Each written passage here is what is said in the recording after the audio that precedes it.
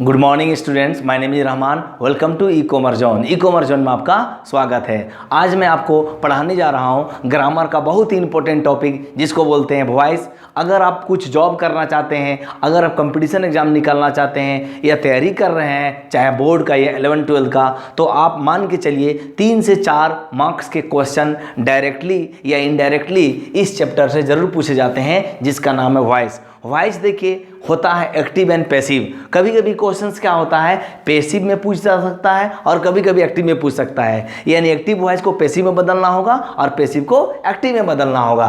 तो आइए हम ऑलरेडी मैं पार्ट जो है ये 7th है एक्टिव पैसिव वॉइस का।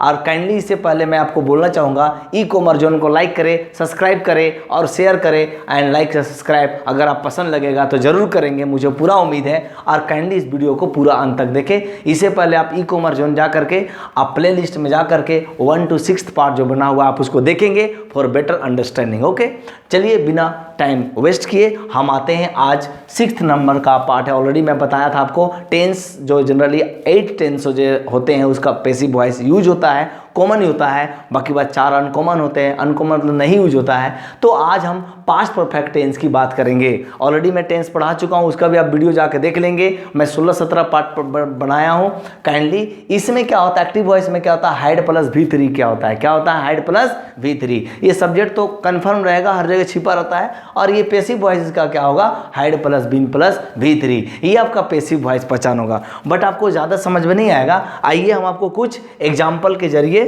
समझाते हैं तो उससे आपको ज़्यादा समझ में आएगा। इजी मतलब क्या होता है, सबसे पहले मैं आपको बताता हूं कि अफर्मेटिव सेंटेंस में क्या होगा। अफर्मेटिव सेंटेंस में क्या होगा, अगर मैं कोई एक सेंटेंस लेता हूं अफर्मेटिव, आप जानते होंगे असेटिव सेंटेंस 2 प्रकार के होते हैं, नेगेटिव एंड अफर्मेटिव। तो अफर्मेटिव या मान लीजिए अभी मैं नेगेटिव भी लूंगा। अफर्मेटिव में क्या होगा, जैसे मैं बोला ही हैड, उसके बाद मैंने बोला TAUGHT taught you। ओके, इसका हिंदी हुआ कि वह जो है आपको पढ़ा चुका था। ओके, इसको मैं बोला वह आपको पढ़ा चुका था। इस तरह से हम यहाँ पर लिखते हैं। अब इसको अगर मैं पैसिव वॉइस में बदलूं तो क्या हो जाएगा, यहाँ ये ऑब्जेक्ट है, ये आपका सब्जेक्ट होगा यू, उसके बाद यहाँ पर हेड लगेगा, फार्मूला देखिए, उसके बाद हेड का बीन होगा, यू हैड बीन, उसके बाद V3। आप बहुत आसान है, टॉट V3 ऑलरेडी है, यहाँ टॉट V3 है, you had been taught by he का क्या हो जाएगा हिम। ये ही कैसे हिम बनता है उसके लिए आप मेरा प्रीवियस वीडियो जाकर देख सकते हैं, आपको प्रोनाउन समझ में आ जाएगा। Okay, you had been taught by him, आप उसके द्वारा पढ़ाए जा चुके थे।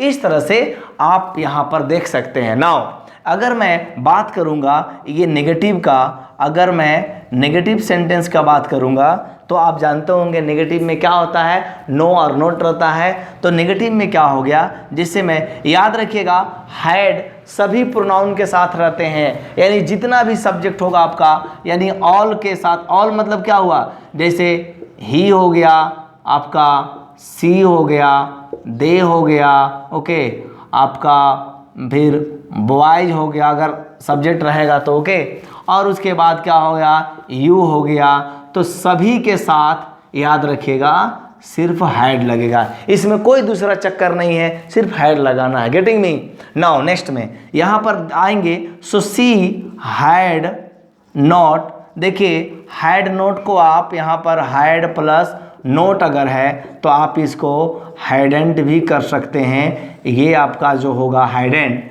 ये आपका हो जाएगा क्वेश्चन टैग में, और इसको हम टेल क्वेश्चन बोलते हैं और कंट्रैक्शन फॉर्म भी बोलते हैं, आप इसको लिख सकते हैं। सी हैड नॉट, यहाँ पर क्या होगा ब्रॉट अ पेंसिल। पेंसिल पढ़ते हैं, पेंसिल नहीं होता, okay, pencil. Now she had not brought a pencil. यहाँ पर आप ध्यान से देखेंगे तो सबसे पहले आप निकालेंगे क्या ऑब्जेक्ट। तो यहाँ पर अ पेंसिल ऑब्जेक्ट हो गया, तो यहाँ पर इसका क्या बनेगा अ पेंसिल। उसके बाद मैंने आपको कहा है हैड लगेगा, उसके बाद नोट लगेगा, उसके बाद बीन लगेगा, हैड नॉट बीन। उसके बाद क्या होगा V3 BROUGHT ब्रॉट। उसके बाद क्या हो जाएगा बाय सी का क्या होता है माय डियर स्टूडेंट? हर। तो यहाँ पर इस तरह से हर हो जाएगा। आपने देखा कि मैं जितना भी टेंस में बता रहा हूँ, आप एक टेंस को एकदम 100% समझ जाएंगे ना टेंस को, तो ना आपको एक्टिव पैसिव में प्रॉब्लम होगा, ना पैसिव एक्टिव में प्रॉब्लम होगा, ना टेंस में प्रॉब्लम होगा। 12 टेंस में आने वाला है। ओके, तो एक टेंस को सिर्फ समझना, बाकी बात थोड़ा थोड़ा चेंजेज होते हैं।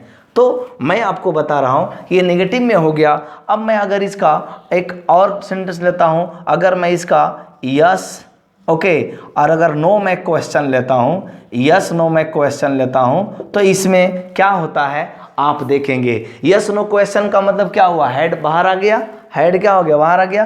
तो इसका मैं पैटर्न लिख दे रहा हूँ, हैड दे। मैं बार बार अलग अलग सेंटेंस लिख रहा हूँ ताकि आपको भी थोड़ा बहुत अच्छा अंग्रेजी समझ में आया।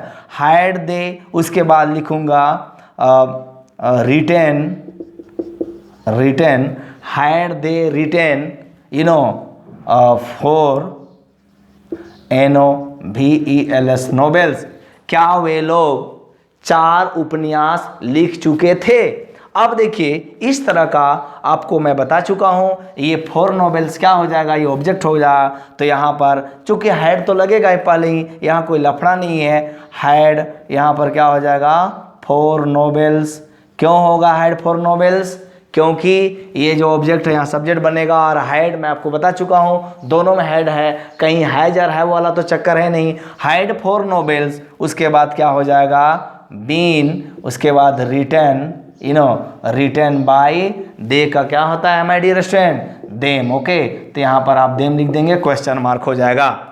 इस तरह से यस वाला यस नो क्वेश्चन में भी क्या होता है? 2 तरह होते हैं। तो एक तो होता है अफर्मेटिव टाइप का, इसमें नो नहीं रहेगा, और एक होता है नेगेटिव, तो वो भी मैं आपको लिख देता हूँ तो ज़्यादा आपको समझ में आएगा फॉर बेटर अंडरस्टैंडिंग। इसको मैं दूसरा लेता हूँ, एक सेंटेंस लेता हूँ। जैसे मैंने कहा हैड, अब मैं वी वाला लेता हूँ, we not had we not plugged these flowers, these flowers। इसका मतलब क्या हुआ? क्या हम लोग ये फूल जो है उसको नहीं तोड़े थे, नहीं तोड़ चुके थे? इस तरह का। तो आप इसको बहुत आराम से बनाएंगे। हैड का हेडिंग हो जाएगा, कोई टेंशन नहीं लेना है। दीज फ्लावर्स जो है आपका ऑब्जेक्ट है, यहाँ पर ये सब्जेक्ट हो जाएगा। Had these FLOWERS flowers not, उसके बाद क्या लगेगा? बीन लगेगा, बीन। उसके बाद प्लग्ड का ऑलरेडी V3 दिया हुआ है, प्लग्ड। उसके बाद क्या क्या आ जाएगा? बाई वी का क्या होता है माय डियर स्टूडेंट? अस। तो आपने देखा कि अभी मैं आपको बताया अफर्मेटिव कैसे बनता है, इसका नेगेटिव कैसे बनता है, और इसका यस नो क्वेश्चंस कैसे बनता है अगर इस तरह के सेंटेंस रहेंगे तो।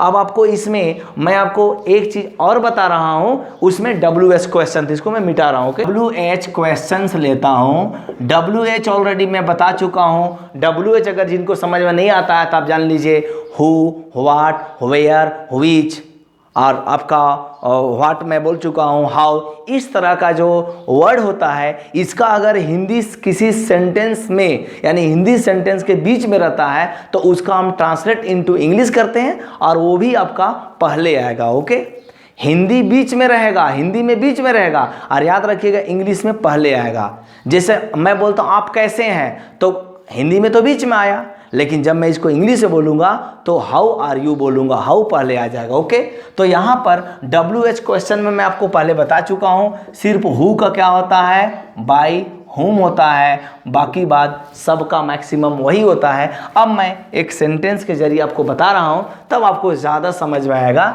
इसका क्या है। ओके, जैसे मैंने कहा कि why had the boys, why had the boys, यहाँ पर क्या होगा? why had the boys drawn, DRAW drawn these PICTURES pictures। इसका मतलब क्या हुआ? क्यों ये जो लड़के हैं ये पिक्चर को ड्रॉ कर चुके थे।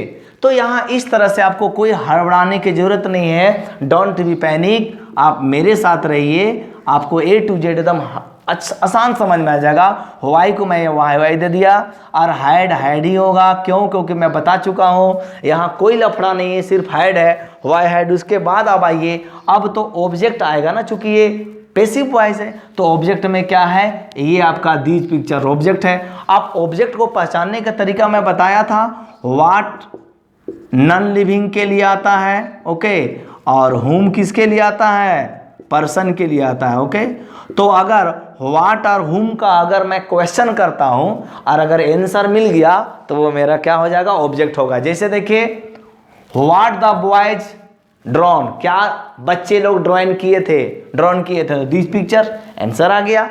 अगर मैं यहां बोलता why had the boys bitten them, okay, इस तरह से होता कि वो लोग उनको लड़के लोग उनको लोग को क्यों पीट चुके थे, तो यहाँ पर किन को पीटे थे तो आ जाता देम, उन लोग पीटे थे तो यहाँ पर पर्सन हो जाता, तो कन्फर्म था वो आपका ऑब्जेक्ट होता। तो आपको यहाँ ज़्यादा जरूर, ये भी मैं आपको वीडियो में कई बार बता चुका हूँ, 5-6 बार, more than 5 to 6 time. Why had, उसके बाद क्या हो गया, दीज पिक्चर, उसके बाद क्या हो जाएगा, बीन लगेगा, बीन DROWN ड्रॉन, उसके बाद क्या हो जाएगा, by the boys, okay, by the boys, ये क्वेश्चन मार्क लगा देंगे। इसका हिंदी हुआ, क्यों ये पिक्चर है, ये तस्वीरें हैं, इन बच्चों के द्वारा जो है क्यों बनाया जा चुका था। अब देखिए, WH में भी 2 प्रकार के होते हैं, एक में नेगेटिव नहीं रहता है और एक में नेगेटिव रहता है, तो इसमें नेगेटिव नहीं है। अब आइए मैं दूसरा सेंटेंस लेता हूं जिसमें मैं आपको नेगेटिव लिखता हूं, ओके। नाउ अब मैं मान लीजिए बोलता हूं कि यहां पर मैं लेता हूं how had the teacher, how had the teacher, यहां पर क्या होगा, चेक्ड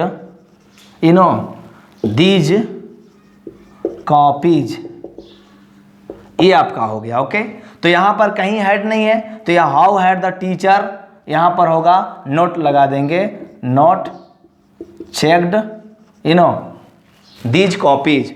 तो कुछ नहीं करना है आपको माय डियर स्टूडेंट, यहां पर आप दे देंगे हाउ ही हो जाएगा, ओके, हैड आराम से ऐड हो जाएगा।